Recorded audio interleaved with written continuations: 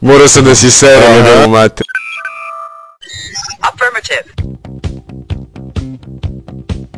Da vidiš kako sam ribu pre neko meč vidio u grad, razumeš?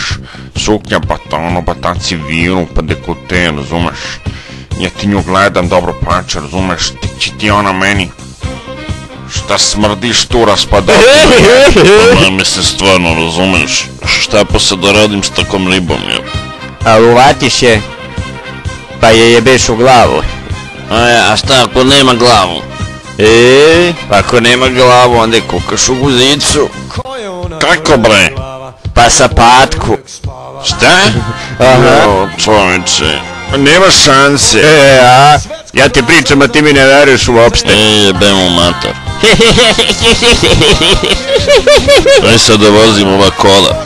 Zašto sam mi kupio pičku materinu?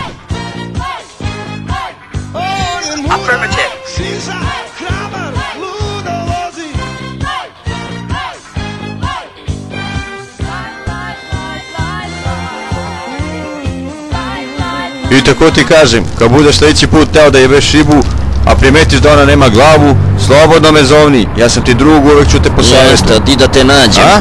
Pa evo, ovaj peder klub ovde. Zdravo narode, ovdje ste momci, šta ima? Adame, vidi šta nam stiglo. Jao, To je guzni okidač 2000. zaista? Da, pa ti vidi da li ti valja. Pa razume se. Vidi ba to kako giba. Što držiš be tu? Guzni rasturač 2000. Vidi, carska stvar, ima i vibracije. Ma pusti me to, tebi treba prava stvar. Da je Vlasto, da tu poznam ove moj drug. Drago mi je. Ja sam Vlaška, pederi.